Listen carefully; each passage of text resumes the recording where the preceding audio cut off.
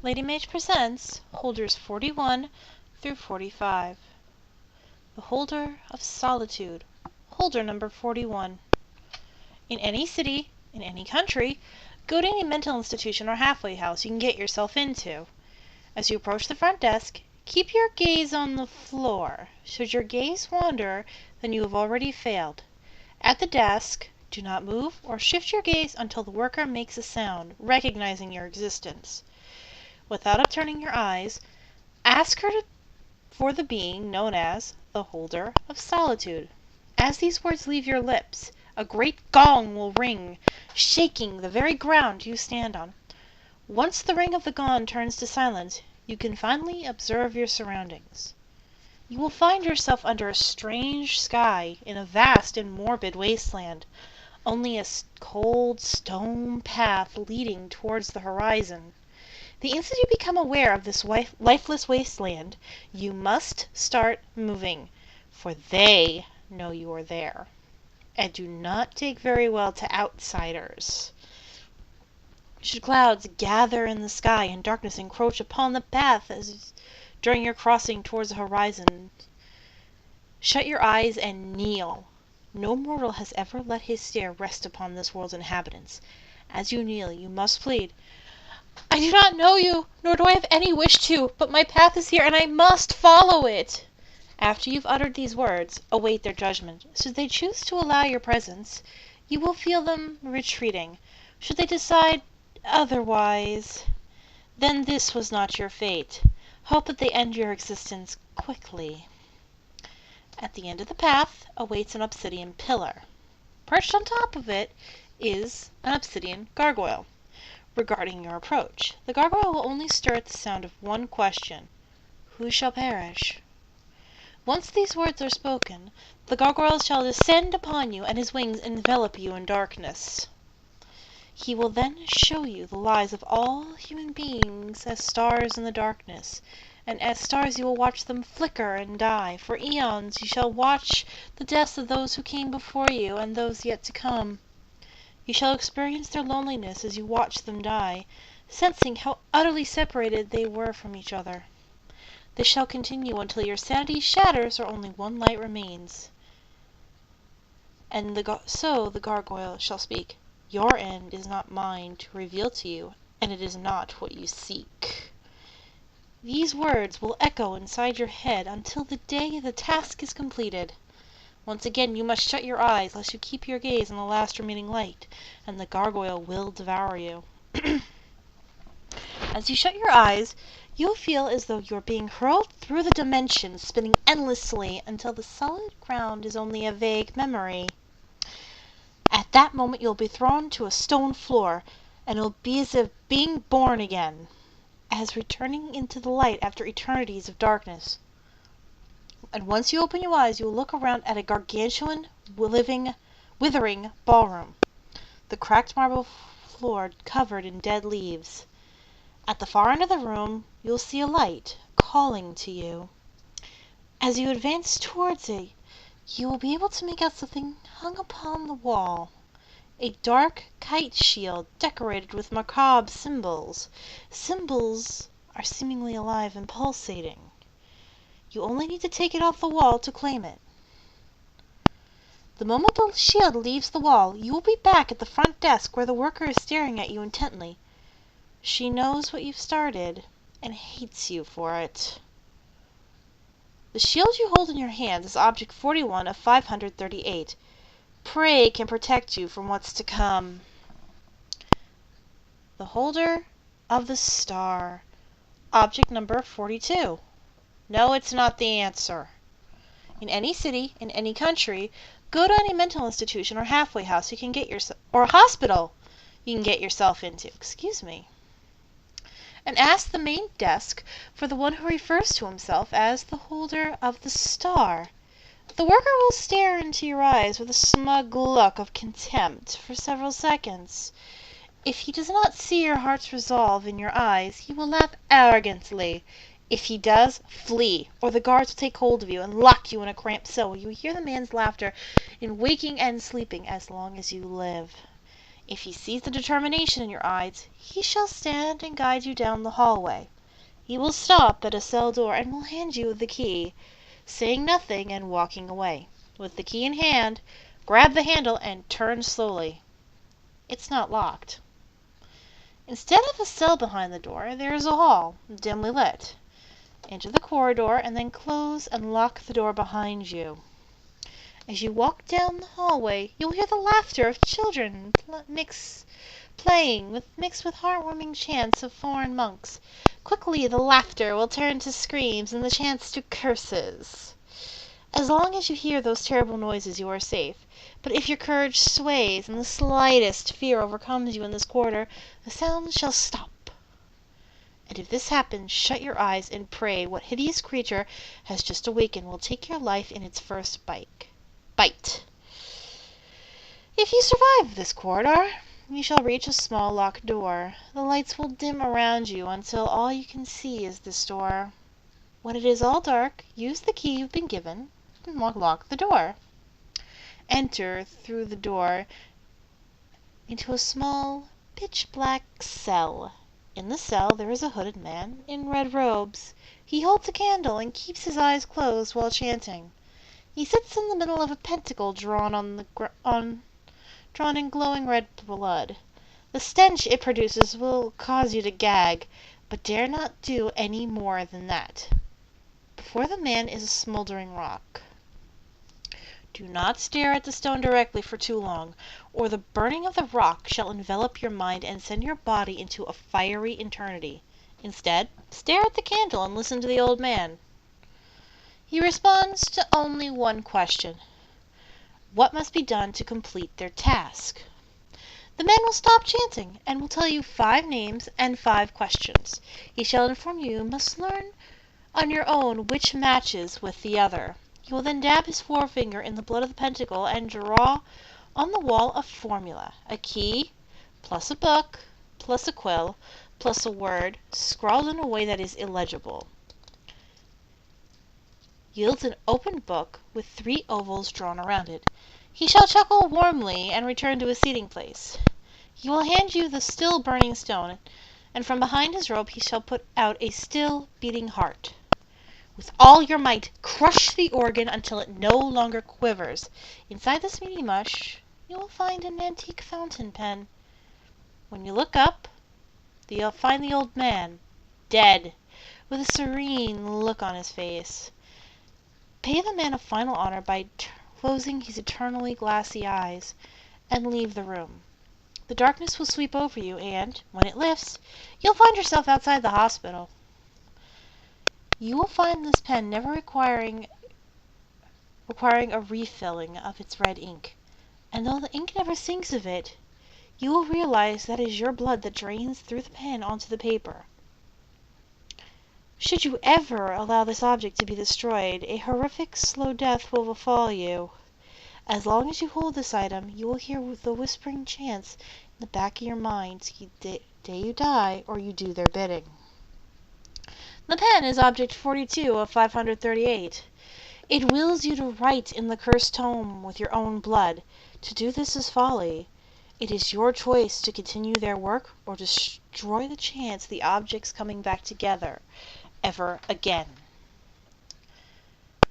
Object number 43, the holder of earth. In any city, in any country, go to any mental institution or halfway house you can get yourself into. When you reach the front desk, ask to visit someone who calls himself the holder of earth. The worker will laugh loudly, drawing the attention of only one other patron. The worker will remain seated, but this person whose attention he drew will call you over.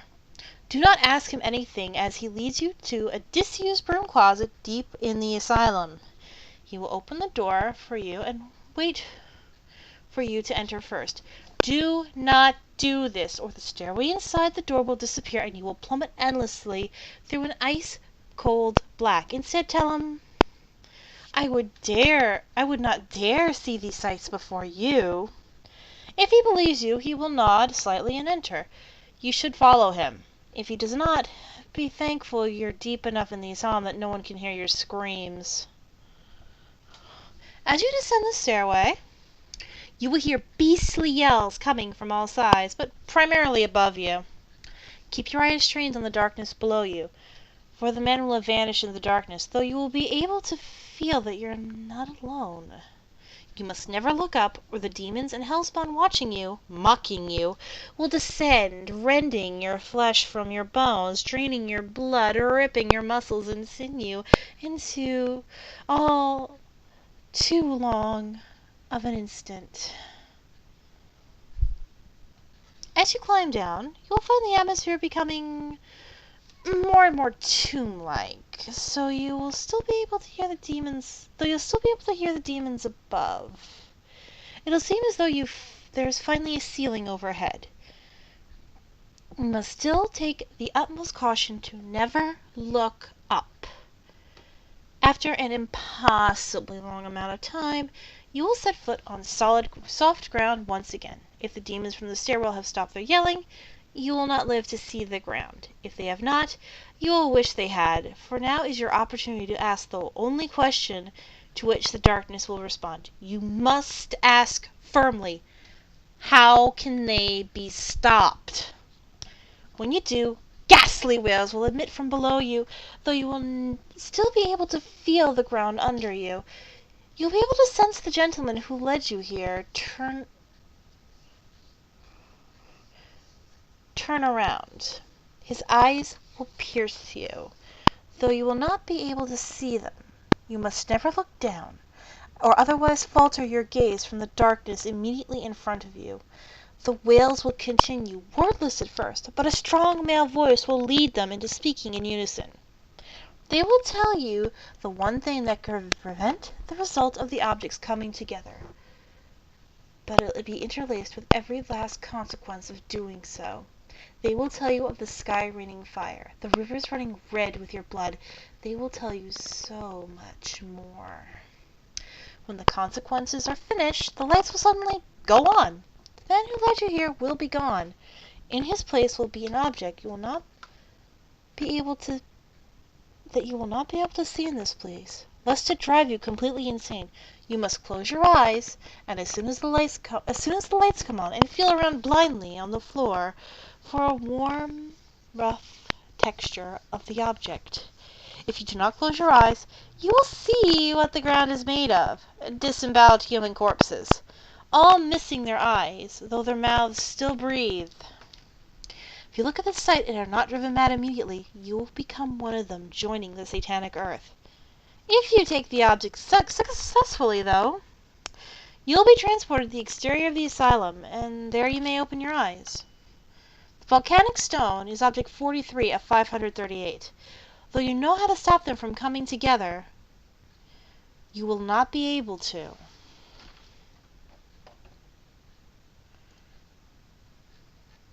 Object 44. The holder of war. In any country, in any city, go to any mental institution or halfway house you can get yourself into. Gaze at the ceiling with a bored expression as you walk up to the front desk. With a voice that sounds like halfway across the world, ask to see the holder of war. If you will get a light tap on the shoulder, it is now safe to look down.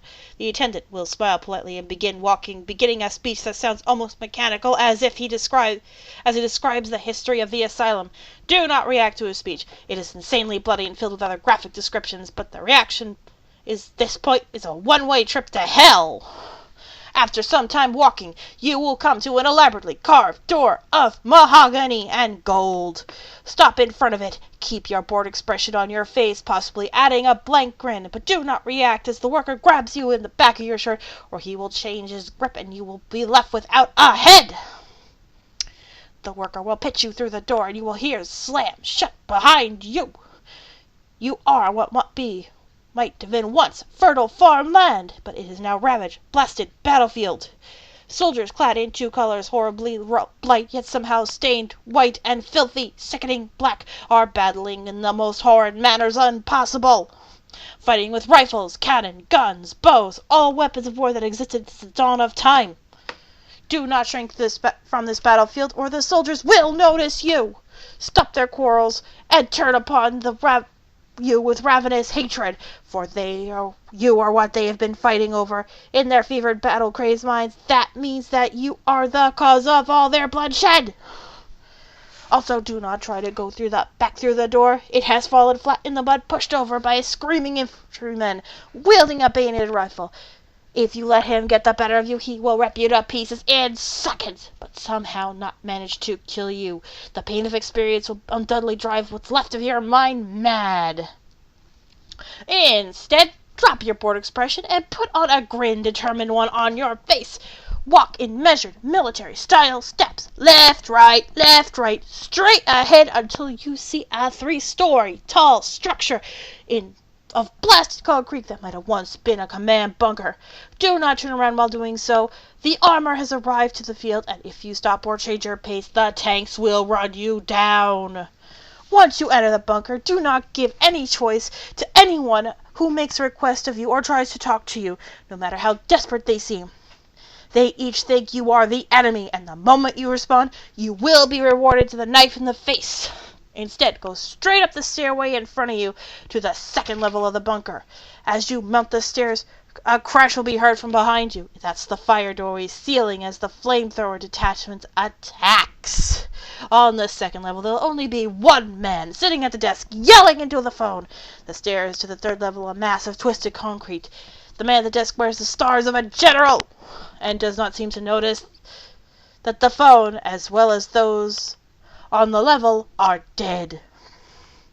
Walk up and salute in your finest military force. Yell, "Sir!" He will snap around and stare at you. If he thinks you're not worthy of his army, he will slowly dismantle you with his hands, and you will join him in his oncoming death. If he thinks you are worthy, he will nod, stare pointedly at you. He does not like slackers, so quickly ask him your questions. The only one he will respond to is, "Where do I go, sir?" He will tell you in so much detail, such horrifying detail, that you will be tempted to strangle him. Do not try. He's a far more experienced fighter than you ever hoped to be. And should you break salute, you will meet an extremely messy demise. When he is done, he will say, "At ease," and hand you his pistol. This is your cue to drop the salute, take the sidearm, and put it in your holster. If you did not have one before, you do now. An explosion will suddenly decimate the far wall and atomize the general. Through the hole you will see on the horizon the long, thin shape of a missile rising. Shut your eyes and open them for nothing. The sounds of the horde battle will fade away until out of the silence a single gunshot rings. Open your eyes. You are standing in the middle of a field of waving wheat. Somehow, you know this is where the horrific battle you walk through will take place. And you also know somehow you will be in that general's place. The pistol he handed you is Object 44 of 538. Learn to use it. It has 1 magazine left. If you fire the last shot at the right time, you will avoid the fate of the general. If not, you will join him, maggot! Holder number 45, the holder of peace. In any city, in any country, go to any mental institution or halfway house you can get yourself into. Storm up to the front desk with a look of rage on your face and demand to see the person who calls themselves the holder of peace immediately. The attendant will recoil and ask you to speak softly. Do not comply with his request. If anything, speak louder, for the anger in your voice is all that keeps the chains locked on the door that's behind his desk. Keep the anger in your voice. The attendant will duck under his desk and will point with a quivering finger down the hall to the right that was not there before. Immediately turn and stomp off down the hall. Do not look over your shoulder, for should the attendant catch you, he will casually lean back and flip the lock off the door behind him. Walk until you find a door with the beautiful mother-of-pearl inlay design. Throw it open, but take the rage off your face immediately. The ones inside don't appreciate such anger. With a peaceful look on your face, enter. You're in a beautiful open-air temple with ivy curling up the marble pillars and beautiful mosaics embroidering the walls. The door will lock behind you. Do not try and open it, for it never will, and the monks in brown robes you see wandering will do anything to get you to stay, even if it means your death. Wander around. No matter what language you speak, the monks speak it too. They are friendly, and all of them would love to chat, but politely decline. Tell them you must speak to the head of the order. Eventually you'll be directed to a man sitting at a chessboard, the temple's abbot. The figure across from him is hooded and wearing armor. Do not attempt to speak to the hooded figure, or your death will be far worse than any vision of hell a man could conjure up. Instead, turn to the man with the now familiar brown robes. The game is one move away from checkmate. Bow and ask nicely, "Why do they gather, father?" He will open his mouth as if to speak, but the figure across from him will let a demonic howl of rage and draw his sword. It is beautifully crafted, but it seems somehow stained with an unthinkable evil. With a yell, the figure will kick you down and begin systematically slaughtering the other monks. They will try to fight back, but they only have staves, and the sword the madman wields is so sharp that it slices through pillars like a knife through butter. As you're watching this, the abbot will make the final move in the game. The man in the armor will swing around, then run at you with his sword upraised. If you were rude or did something wrong, you will be rent to the atomic level by the blade of that sword, and the pain will never cease. However, if you were polite, the abbot will step in front of you and jam the Black King into the right eye of the warrior. Pay no heed or sympathy as he falls to the ground screaming, or the abbot will whirl around and do the same to you with the White King. Instead, focus on the abbot, who has now turned around to face you. He will tell you why they gather. It is a long tale, so fraught with bloodshed and horror, it may well snap your mind. But if you survive his telling, he will reach under the table with the chessboard and pass you a scarab richly jeweled and inlaid with gold. Although you've never seen it before, you instinctively know that it matches the sword the warrior was wielding a moment ago. Do not hesitate. Take it, walk over, and pick up the madman's sword. Wipe it down, and sheath it. Buckle it on you as well, for you will have need of it. Move to leave, but before you do, the good father will halt you and gesture toward the now unhooded face of the warrior. He was handsome, but pay no heed to that. The one thing you should be focusing on is the fact that the Black King is gone. Look up at the abbot, who will nod and say one word: Regicide. A flash of light will blind you, and when your sight returns, you will be standing on the curb 2 blocks away from the asylum. Step back onto the sidewalk. You don't want to have an accident. The sword you now wield once belonged to the White King. It is object number 45 of 538. The Black King is running from the scene of his murder, and the White King's sword longs for vengeance. This has been Objects 41 to 45. Bye!